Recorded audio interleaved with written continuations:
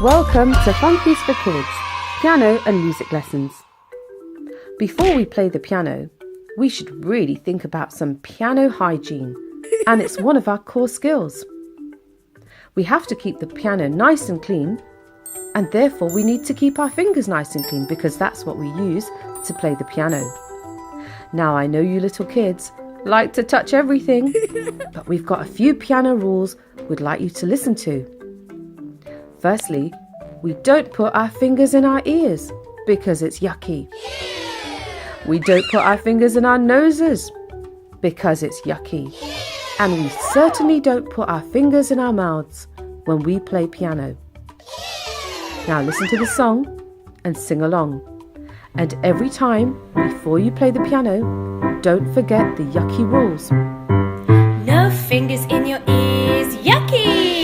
No fingers in your